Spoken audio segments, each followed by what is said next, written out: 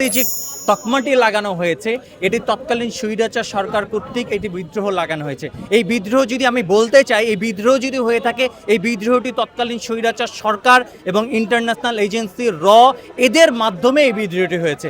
বিডিআরকে যে বিদ্রোহী বানানো হয়েছে এটি হলো একটি ভিকটিম। যেমন আর্মিতে যে 57 জন মানে অফিসার মারা গিয়েছেন, এক্ষেত্রে অসংখ্য বিডিআরকে পরবর্তীতে মারা হয়েছে, অসংখ্য বিডিআরকে চাকরিচ্যুত করা হয়েছে।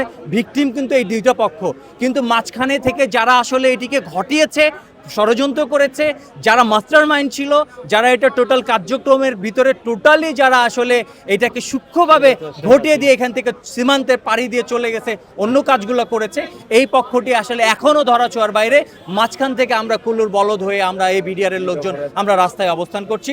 আমরা সম্পূর্ণ নিরপরাধ। এক্ষেত্রে আপনারা দেশবাসী থেকে শুরু করে আর্মিতে যারা তখন নিযুক্ত ছিল, যে সকল অফিসাররা ওই সকল কার্যক্রমগুলো পিলখানায় চালাতে চেয়েছিল, যে আমরা পিলখানাকে ওই সকল অফিসারদেরকে উদ্ধার করবে, তাদেরকে যে উদ্ধার করতে দেওয়া হয় না, তাদেরকে এই মানে তাদের যে বীরত্বগাথা হওয়ার কথা ছিল ওই সকল অফিসারকে বাঁচিয়ে তাদেরকে বরঞ্চ চাকরিচ্যুতির মাধ্যমে তাদেরকে আসলে সুন্দর একটা দেওয়া হয়েছে এই তৎকালীন স্বৈরাচারের আমলে। এই ক্ষেত্রে পরিষ্কার একটি বিষয় যে তৎকালীন স্বৈরাচার সরকার, আওয়ামী লীগ সরকার, আওয়ামী লীগের তৎকালীন আপনারা নামটিও জেনে থাকবেন, মির্জা আজম, ইভেন জাহাঙ্গীর কবির নানক, অন্যতম অপরাধী ছিলেন যে মাস্টার মাইন্ড তাপস, যিনি বিডিআরের ডিজি পর্যন্ত হতে চেয়েছিলেন। এগুলোই আসলে মাস্টার মাইন্ড ছিলেন, এগুলোই মূল হোতা ছিলেন। আওয়ামী বেশে, আওয়ামী ড্রেসে বিডিআরের লোকজন যাদেরকে বলা হচ্ছে যে বিডিআর হত্যাকাণ্ডের সাথে জড়িত, এখানে আমি আপনাদেরকে দায়িত্ব নিয়ে বলতে চাই যে বিডিআর একটা লোকও এখানে দায়িত্ব মানে কোনোভাবে এই হত্যাকাণ্ডের সাথে জড়িত নাই। এই পোশাকের আড়ালে, বিডিআরের পোশাকের আড়ালে আওয়ামী লীগ এবং এর এজেন্ট ঢুকিয়ে এই হত্যাকাণ্ড ওটি পরিকল্পিতভাবে ঘটানো হয়েছে।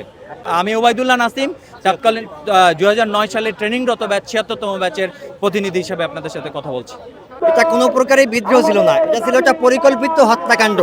এটার উদ্দেশ্য ছিল হাসিনা তার ক্ষমতাকে কুক্ষিগত করে রাখার জন্য তাই এই বিদ্রোহটা করাইছে। আপনি খেয়াল করবেন 14 নির্বাচন, 18 নির্বাচন তথা বাংলাদেশের জাতীয় নির্বাচনগুলোতে সেনাবাহিনীর একটা মুখ্য ভূমিকা থাকে। সেনাবাহিনীর শক্ত অবস্থানের কারণে জাতীয় নির্বাচনগুলো সুষ্ঠু এবং নিরপেক্ষ হয়।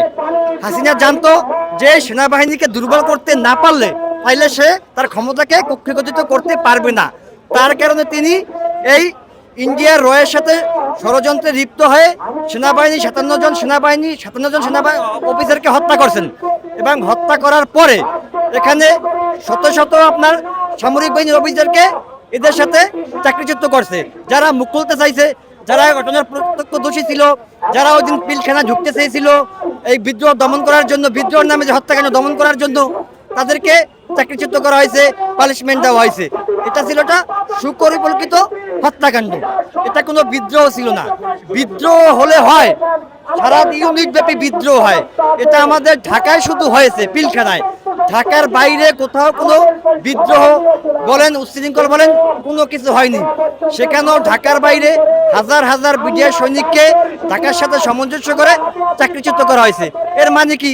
আপনাকে আন্তর্জাতিক মিডিয়ায়, দেশীয় মিডিয়ায় দেখাতে হবে যে ঢাকায় এই বিদ্রোহের কারণে আমি 18,000 বিডিআর সৈনিককে চাকরিচ্যুত করছি, তাদেরকে জেল জরিমানা করছি, তাদেরকে শাস্তির আওতায় আনছি। মানে এটা একটা উদ্দেশ্যপ্রণোদিত হত্যাকাণ্ড। 2009 সালে যখন যেটাকে এখন বিডিআর পিলখানার বিদ্রোহ বলা হয়েছিল, সেটা একটি হত্যাকাণ্ড হয়েছিল। সম্পূর্ণ ফ্যাসিস্ট শেখ হাসিনা সরকারের পরিকল্পিত। আমাদেরকে শুরু থেকেই সেনাবাহিনীর যারা অফিসার তারাই কমান্ড করে আসে, তাদের আদেশ নির্দেশেই আমরা চলি। তাদের সঙ্গে আমাদের খুব ভালো বন্ধুত্ব সুলভ আচরণে আমরা চলাফেরা করি। তাদের সঙ্গে আমাদের কোনো বৈরিমূলক আচরণ ছিল না। আমি ওই সময় ছিলাম রংপুর সেক্টরে। রংপুর সেক্টরে থাকাকালীন ওখানে কোনো রকম গণ্ডগোল, কোনো রকম হত্যাকাণ্ড, কোনো রকম বিদ্রোহ হয়নি। তারপরেও আমাকে 6 বছর জেল দেওয়া হয়েছে, আমাকে চাকরির থেকে বহিষ্কার করা হয়েছে। চাকরির থেকে বহিষ্কার করার পরেও আমার আপন বোনের ছেলে, আমার একটা ভাগিনা এই বিজিবিতে রিক্রুটমেন্ট হয়েছিলেন, 4টি মাসুনি ঠাকুরকে ট্রেনিং করেছেন। ট্রেনিং করার পরেও দিন প্রকাশ পেয়েছেন, বলছেন যে আমার মামা ছিলেন বিডিআরে, তারপরে তাকে চাকরির থেকে বহিষ্কার করা হয়েছে। কি অপরাধ ছিল আমার সেদিন নিরপরাধ আমি একজন বিডিআর সদস্য ছিলাম, আমাকে অন্যায়ভাবে চাকরিচ্যুত করার পরেও আমার ভাগ্নাকে চাকরিচ্যুত করা হয়েছে। আজ আমাদের দাবি, আমরা যদি অপরাধী হয়ে থাকি আমাদেরকে ক্রস ফায়ার করে, ব্রাশ ফায়ার করে মারা হবে।